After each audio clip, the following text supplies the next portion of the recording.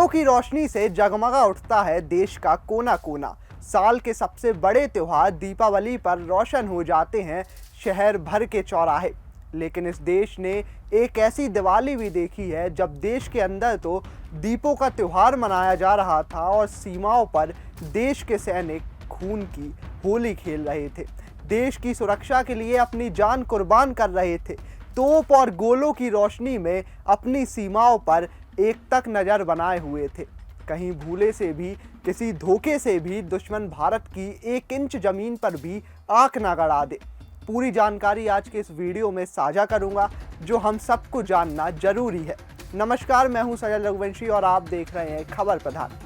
देखिए, जब पूरा देश दिवाली मना रहा था तब बॉर्डर पर भारत के वीर जवान कैसे हमारी सुरक्षा में लगे थे, इस बात को जितनी बार याद किया जाए कम ही होगा, क्योंकि ये बात हमारे वीर सैनिकों की आन बान और शान की जीती जागती कहानी है। बात है 18 नवंबर 1962 की। उस दिन दिवाली का दिन था। देश भर में तैयारियां चल रही थी।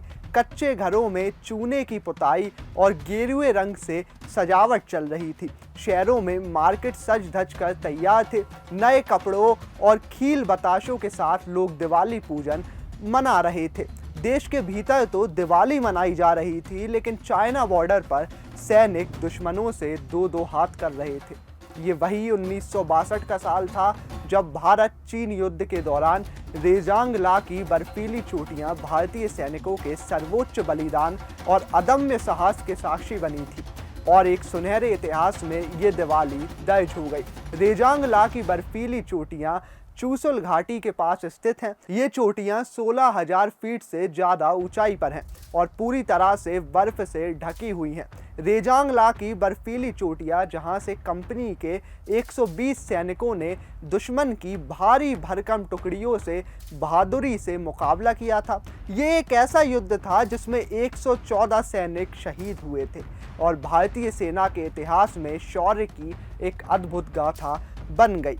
18 नवंबर को रविवार और दीपावली का त्यौहार था। साल 1962 का युद्ध मेजर शैतान सिंह की अगुवाई में लड़ा गया, जिनके जाबाज जवानों ने चीन को कड़ा सबक सिखाया था। 117 भारतीय जवानों में से 114 जवान इसमें अहीर रेजिमेंट के थे, जिसमें से सिर्फ 3 जवान ही जिंदा बचे थे। उन्हें भी गंभीर चोट लगी थी, जबकि भारतीय सूत्रों का दावा है कि अकेले रेजांग ला में 1300 से ज़्यादा चीनी सैनिक मारे गए थे। चीन से हुए युद्ध में भारत को काफ़ी कुछ नुकसान उठाना पड़ा था, लेकिन बावजूद इसके कई मोर्चों पर भारतीय जाबाजों ने अपनी वीरता का परिचय देते हुए दुश्मन पर काल बनकर टूट पड़े थे। इनमें से ही एक मोर्चा था चुशुल की पहाड़ियाँ। ये जम्मू कश्मीर के लद्दाख में स्थित हैं। रेजांग ला यहाँ का एक दर्रा है जहाँ से चुशुल घाटी में जाने का रास्ता मिलता है। ये वही पहाड़ियाँ थी जहाँ 17-18 नवंबर 1962 को मेजर शैतान सिंह की छोटी सी टुकड़ी तैनात थी और दुश्मन पर अपनी पैनी निगाह रखे हुए थी। भारतीय जाबाजों के पास गोला बारूद कम था। चीन की भारी भरकम सेना के मुकाबले भारतीय टुकड़ी बेहद छोटी थी, लेकिन उनका हौसला चट्टान की तरह मजबूत था। इस जगह पर भारतीय सेना के जाबाजों ने चीन के सैनिकों के दांत खट्टे कर दिए थे। अब आइए आपको बताते हैं, जिस वीर सैनिक की अगुवाई में ये युद्ध लड़ा गया था, वो योद्धा आखिर कौन था। इनका नाम है शैतान सिंह। 1 दिसंबर 1924 को इनका जन्म राजस्थान के जोधपुर जिले के बंसार गांव में हुआ था। 1949 में सेना में शामिल हुए। उनके पिता लेफ्टिनेंट कर्नल हेम सिंह थे, जिन्होंने प्रथम विश्व युद्ध के दौरान फ्रांस में भारतीय सेना के साथ देश के लिए सेवाएं दी और ब्रिटिश सरकार ने order of the British Empire से उन्हें सम्मानित किया था। जोधपुर की रियासत का भारत में विलय हो जाने के बाद शैतान सिंह को कुमाऊं रेजिमेंट में स्थानांतरित कर दिया गया। 1961 में गोवा के भारत में विलय में हिस्सा लिया था और उसके बाद 1962 में भारत चीन युद्ध के दौरान कुमाऊं रेजिमेंट की 13वीं बटालियन को चुशुल सेक्टर में तैनात किया गया था। शैतान सिंह के हाथों में कमान सौंपी गई थी। एक बड़ी परीक्षा से गुजरने वाले थे शैतान सिंह। शैतान सिंह की दूरदर्शिता और बात जैसी पैनी निगाहों ने चीन से बढ़ते खतरे को भांप लिया था। सबसे बड़ी विडंबना थी, एक छोटी सी टुकड़ी के साथ उन्हें चीन की भारी भरकम सेना के सामने तैनात किया गया था। 17-18 नवंबर की दरमियान रात सफेद बर्फ से ढकी चोटियों पर कंपकपाती ठंड, जिसमें हाथ को हाथ नहीं समझ आ रहा था। परिस्थितियां बिल्कुल विपरीत थीं। उस रात बहुत तेज बर्फीला तूफान रेजांगलौ की पहाड़ियों पर छाया था। लगभग 3 घंटों के बाद ये जैसे तैसे थम तो गया, लेकिन चारों तरफ घनघोर अंधेरा था। सुबह के 3:30 बजे मौसम थोड़ा साफ हुआ और 600 मीटर तक दिखाई देने लगा। ड्यूटी पर तैनात संतरी ने चीनियों को बड़ी संख्या में अपनी ओर आते हुए देखा। इससे पहले कि वो कुछ सोच पाते, चीनी सैनिक इलाके में आ चुके थे।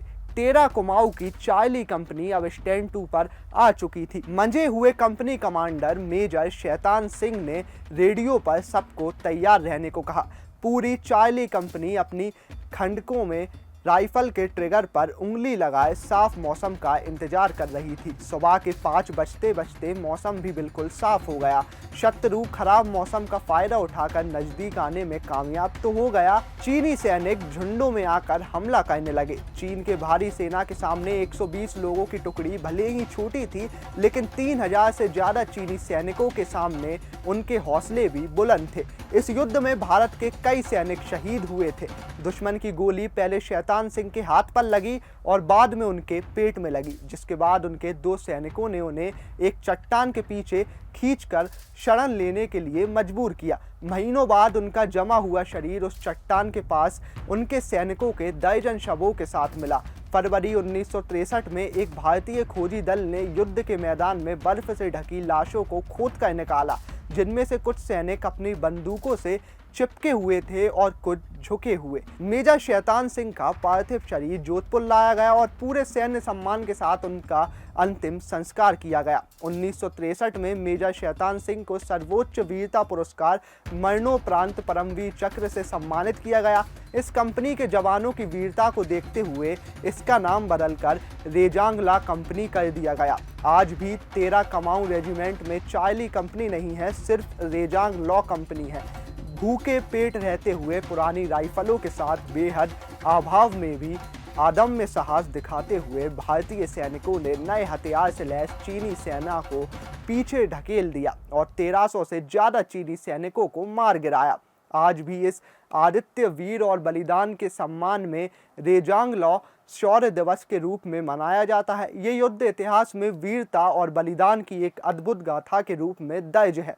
जब हम दिवाली मनाते हैं तो हमें उन योद्धाओं को भी नमन करना चाहिए, जिनकी वजह से हमारी सीमाएं सुरक्षित हैं। सभी वीर सैनिकों को कोटि कोटि नमन। वीडियो अच्छा लगा हो तो लाइक कीजिए, शेयर कीजिए और कमेंट बॉक्स में हमें ज़रूर बताइए।